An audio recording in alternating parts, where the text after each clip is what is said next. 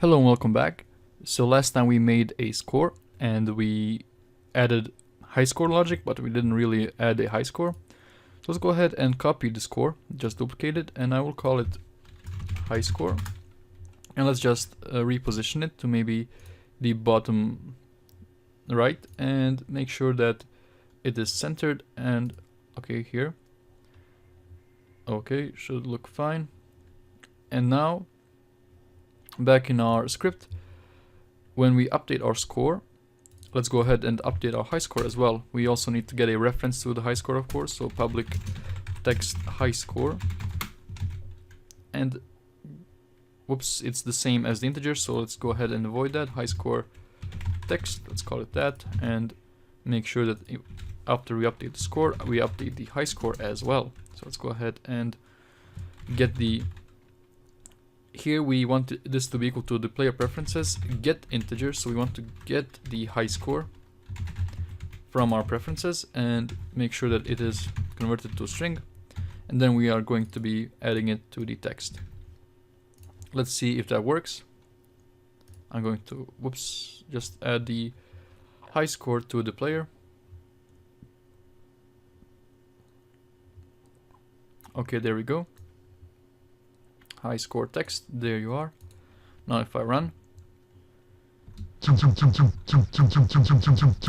see how the high score is updating as well, and now I've died. If I restart, it should be set to 15, and there you are, the high score is 15 and the score is 0. Of course you can polish this up a bit by adding, you know, text and more beautiful colors, but I don't want to take up your time with that. You know how to do that by now. Now let's go ahead and go to the enemy controller, and what I want to do is get a public game object and actually, yeah, game object power up and a public game object power down. Now I want these to be spawned when the when the enemy is killed. So let's go ahead and when we die here, before we die, I'm actually going to create a random number. So int random number. I'm going to go ahead and say random.range between 0 and 100, and if this random number is less than, let's say, 50, actually if it's less than 30, I'm going to instantiate the power up at transform.position with power up dot transform.rotation. But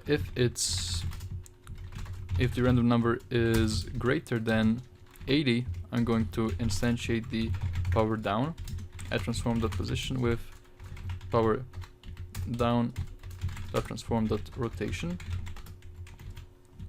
There we go. Make sure to copy this for the bottom code as well, because this is when the actually, let's not create the power-ups when the player kills us, because it might be unfair when we collide with the player. We just create a power-up and we kill him.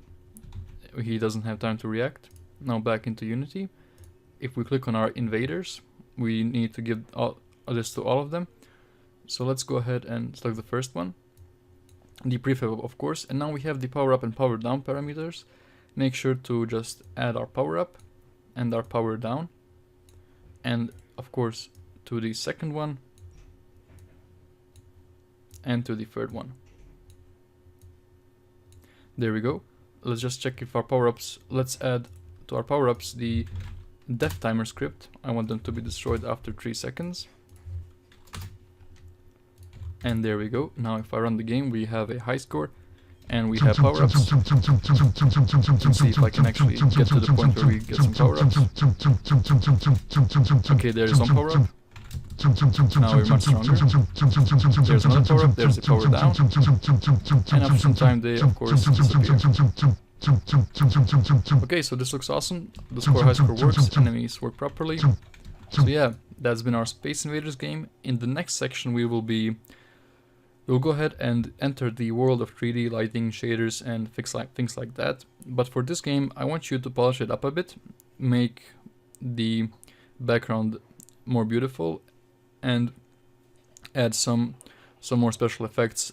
Create particle effects for all enemies. So when each enemy dies, create a particle effect for him, and send us your version of the game, build it, and send us an executable. We would love to play it. So thank you for watching this section. I hope you enjoyed it, and I'll see you in the next one. Konnichiwa.